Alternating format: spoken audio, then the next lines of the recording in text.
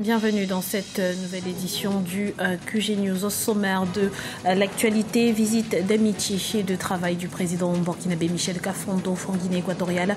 Objectif, raffermir les liens de coopération entre les deux États. Conférence sur la sécurité des frontières au Maroc puis en Algérie, des rencontres qui auraient dû être conjointes selon les observateurs de par la proximité géographique des deux États. Et puis forum régional sur le climat, il s'est tenu ce 21 juillet au Gabon en prélude à la conférence des Nations Unies sur les changements climatiques. Gros plan dans ce journal. Mais avant de développer ces titres, c'est officiel. Charles Konambani a été désigné président de la Coalition nationale pour le changement en Côte d'Ivoire. C'était ce mercredi à l'issue d'une réunion de la formation. Il pourra donc être candidat à la présidentielle d'octobre 2015 s'il est investi par le congrès de cette opposition réunie au sein de la coalition.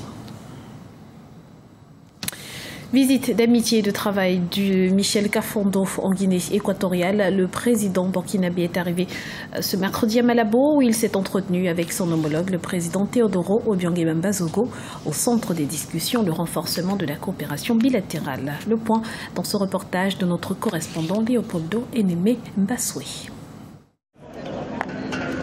Visite d'État du président Michel Kafando en Guinée équatoriale. La rencontre entre le président de transition burkinabé et le chef de l'État équato-guinéen a eu lieu ce mercredi à Malabo. Au cœur des échanges, la résolution de la crise politique qui secoue le Burkina Faso et les relations bilatérales entre les deux États. Nous sommes conscients de la situation de crise politique au Burkina Faso. Aujourd'hui, votre pays est dans une transition qui doit aboutir à des élections. Celles-ci mettront fin à votre mission à la tête du pays, mission que vous avez menée jusqu'à présent de manière honorable. Pour la suite, je vous exhorte à rester toujours dans la légalité. Les deux chefs d'État ont réaffirmé leur disposition à renforcer la coopération bilatérale dans le domaine de l'économie, de la santé, de l'énergie et des mines. La République de Guinée équatoriale et le Burkina Faso partagent la même vision, les mêmes préoccupations sur les grandes questions internationales de l'heure, telles que la paix et la sécurité internationale. On peut dire convaincu que c'est par la mutualisation des moyens et des efforts que nos États pourront relever les défis régionaux et internationaux auxquels ils sont confrontés. En effet, seule une Afrique unie peut se faire mieux entendre sur la scène internationale. Les deux chefs d'État se sont rencontrés pour la première fois en janvier 2015. Les élections présidentielles et législatives au Burkina Faso sont prévues pour le 11 octobre 2015. Djamil Mokoul, inculpé par un tribunal ougandais, arrêté en Tanzanie en avril avant d'être extradé début juillet en Ouganda. Le chef de la rébellion des forces démocratiques alliées est accusé de crimes contre l'humanité et de meurtre de masse. Rappelons que son mouvement opposé au président Yoweri Museveni est basé depuis 1995 dans l'est de la République démocratique du Congo où il mène des attaques contre les populations civiles. Les rebelles ADF sont en effet accusés d'avoir tué plus de 300 personnes depuis octobre 2014. Le Maroc et l'Algérie ont chacun tenu une conférence sur la sécurité de leurs frontières. Celle du Royaume chérifien a réuni une trentaine de pays et celle de l'Algérie des émissaires venus d'une cinquantaine d'États. Le point tout de suite avec Arwa Barkala. Deux conférences pour des enjeux communs, la sécurité autour des frontières. Le thème était au cœur de deux conférences organisées d'un côté à El Jadida au Maroc et de l'autre à Alger. Le premier, un sommet tourné vers les partenariats occidentaux. Le second se veut une plateforme d'échange d'expériences et des leçons du passé au profit des pays africains. L'intérêt de cette conférence, c'est de transmettre l'expérience algérienne extrêmement riche qui lui a permis de vaincre le terrorisme et donc d'en faire un exemple dont pourraient profiter très largement des pays qui sont touchés par ce fléau. Je pense au Kenya, au Nigeria principalement, mais également dans d'autres pays. Durant leurs conférences respectives, l'Algérie a consacré un volet sur la déradicalisation et la lutte contre l'extrémisme, tandis que le Maroc travaillait sur le renforcement des renseignements et des moyens de surveillance des frontières. Une nécessité pour les spécialistes des questions de recherche stratégique du Royaume chérifien. Cette situation dont la région souffre d'un déficit énorme et d'une carence en matière de coopération sur le plan régional. Les frontières aujourd'hui sont source de problèmes et de menaces.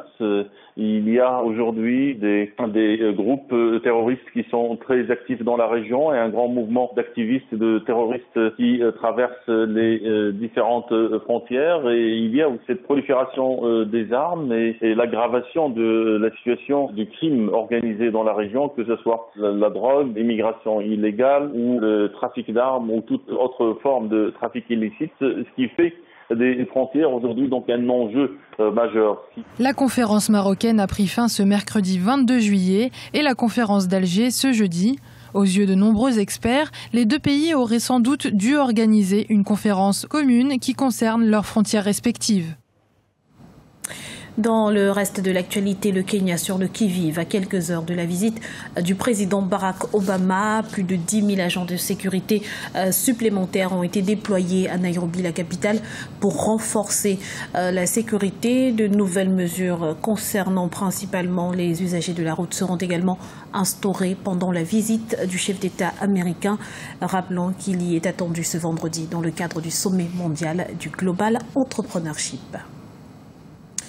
Après 48 heures de travaux, le forum sur les changements climatiques de Libreville a pris fin ce mercredi. L'événement a débouché sur l'élaboration d'un document qui préconise une position africaine basée sur la science et l'équité. Explication dans ce reportage de notre correspondant Douglas Toutoum.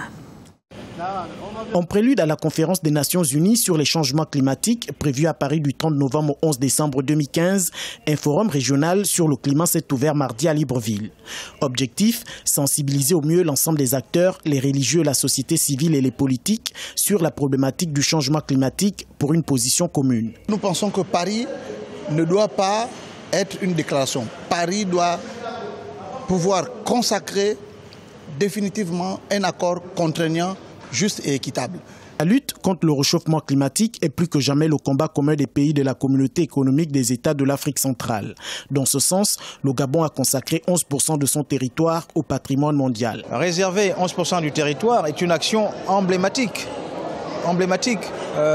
du Gabon. Ce que nous voulons simplement, c'est que le sacrifice que nous avons fait soit pris en compte et que nous soyons bien accompagnés dans les efforts que nous faisons pour préserver nos forêts, en les préservant pour le bien, pas seulement du Gabon, mais pour le bien de toute la planète. Dans la stratégie des pays de la CEAC, l'aspect juridique n'a pas été oublié. J'ai donc sollicité des parlementaires, leur implication pour que dans nos constitutions, qu'il y ait un peu plus justement d'affirmation de ces droits nouveaux, de ce droit fondamental qui est celui de vivre dans un environnement sain. Pour l'Afrique, la conférence de Paris est une opportunité historique pour la mise en place d'un cadre d'action international durable et équitable. Il devra favoriser la transition énergétique et une meilleure économie verte avec la volonté de préserver la planète afin d'assurer un avenir aux générations futures.